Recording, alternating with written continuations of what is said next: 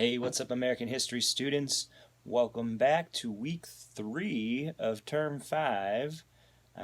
We are rolling right along through term 5. It's another beautiful Monday as we start on day 24, April 27th, 2020. Day 24 of our COVID-19 stay-at-home e-learning extravaganza, and we are right into it. Today's assignment, let's get on to the Blackbaud and take a look at that. For today, we have a question of the day discussion. There's no reading, so there's that, but there is a question of the day, so I want to show it to you if we get onto our bulletin board, our class bulletin board. Before we move into the assignment, just real quick, want to, put out another commercial for the Zoom meetings. We're having another one this Thursday. Thursday will be the last school day of this week. We don't have school on Friday, so I'm looking very much forward to seeing y'all again on Thursday at 11 a.m. And if we go to our assignments tab, remember assignments are always under assignments tab. You still have some readings in there. If you haven't kept up with any of the assignments, they are there. Stay tuned for tomorrow.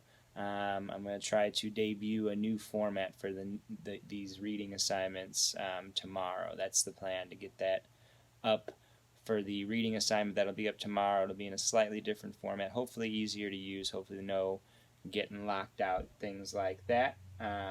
But again, if you haven't completed Chapter 21, Section 1, get working on that. Or Chapter 21, Section 2, or whatever. It's looking a little weird here. Active assignments is what we want to look at. Yeah, Chapter 21, Section 2 was last week's most recent assignment. In Chapter 21, both Section 1 and Section 2, which we've worked on so far, it's all about, you'll remember, the civil rights movement.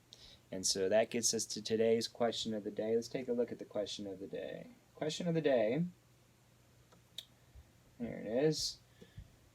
So today we're going to be watching a short film called A Time for Justice. This is an Academy Award-winning documentary produced by Charles Guggenheim, who's a great documentary producer from here in St. Louis, actually.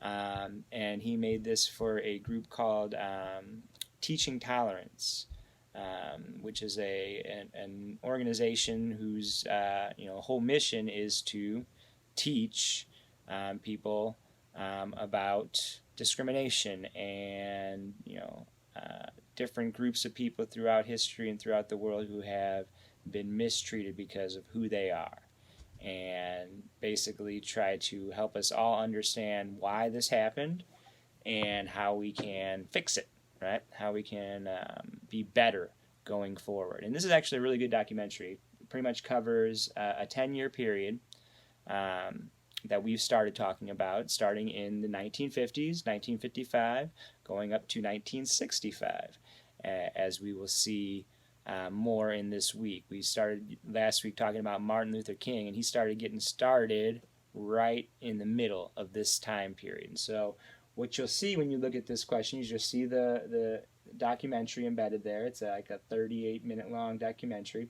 And then there's a link to this poster that's also for this film, and the link will take you to, or the download link will take you to this timeline.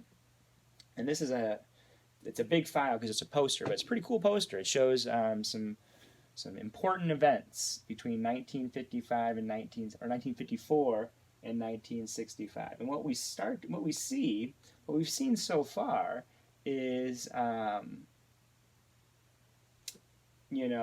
the starting points of what's going to get worse. And what I mean it's going to get worse is we're going to see more violence. And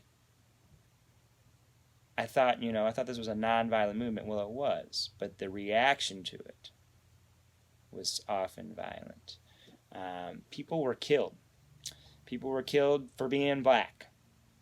That's it. They didn't do anything wrong. You see in August of 1955 right here, young man named Emmett Till was murdered by a group of grown men, and he's a teenager, for talking to a white woman.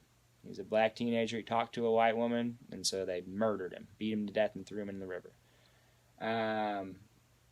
And then we see some other images.